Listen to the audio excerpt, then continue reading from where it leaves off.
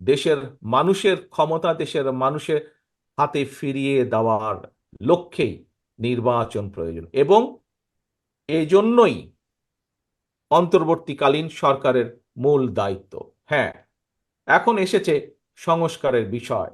প্রিয় ভাই বোনেরা, আপনারা সকলেই ওয়াকেফাল আছেন, দেশের মানুষ ওয়াকেফাল আছে যে বাংলাদেশ জাতীয়তাবাদী দল এই 1 মাস আগে নয়, 2 মাস আগে নয়, 3 মাস আগেও নয়, আজকে থেকে প্রায় 2 বছর আগে আমরা বাংলাদেশের এবং দেশের মানুষের উন্নয়নের জন্য 31 দফার একটি সংস্কার প্রস্তাব দিয়েছি।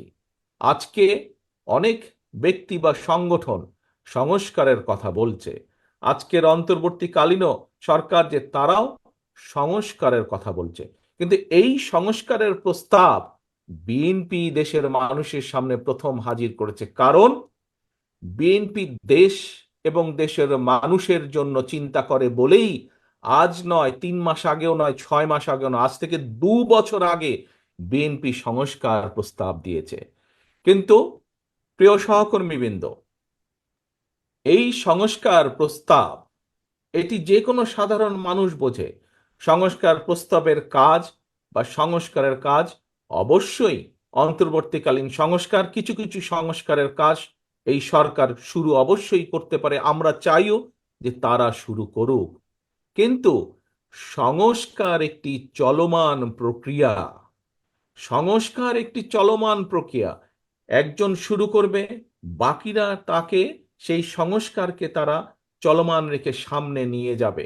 কারণ দেশের মানুষের চাহিদার সাথে সামঞ্জস্য রেখে পর্যায়ক্রমিকভাবে সংস্কার পরিবর্তিত হবে সময়ে সময়ে।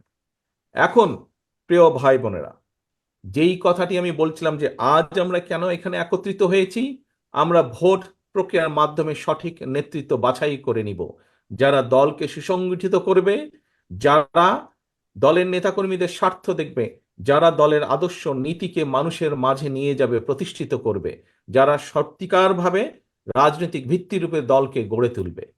ঠিক একইভাবে আজ যখন দেশে, আজ যদি দেশে একটি সত্যিকার নিরপেক্ষ নির্বাচন অনুষ্ঠিত করতে পারে এই অন্তর্বর্তীকালীন সরকার, তাহলে প্রকৃত নির্বাচনের মাধ্যমে যেই ব্যক্তিগুলো নির্বাচিত হয়ে সেই সংসদে গিয়ে বসবে, সেই ব্যক্তিগুলো তখন এই দেশের মানুষের সত্যিকার যেই প্রয়োজন, এই দেশের মানুষের সত্যিকার যেই চাওয়া, সেইগুলো নিয়ে তারা সংসদে আলোচনা করবে, এই এবং তার ভিত্তিতে তারা বাস্তবতার নিরিখে পদক্ষেপ গ্রহণ করবে।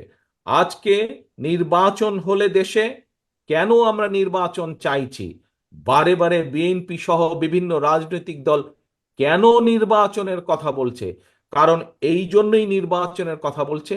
আমরা বিশ্বাস করি, আমরা মনে করি যে এই যে আজকের যে ইন্টারিম গভর্নমেন্ট, অন্তর্বর্তীকালীন সরকার, এই সরকার আমরা বিশ্বাস করতে চাই যে তারা একটি নিরপেক্ষ নির্বাচন দিতে সক্ষম হবে, এবং একটি নিরপেক্ষ নির্বাচন তারা দিতে সক্ষম হলেই একমাত্র সেই প্রকৃত ব্যক্তিগুলো নির্বাচিত হয়ে আসতে পারবে যারা সত্যিকারভাবে জনগণের কথা বলবে, যারা সত্যিকারভাবে জনগণের স্বার্থ নিয়ে চিন্তা করবে।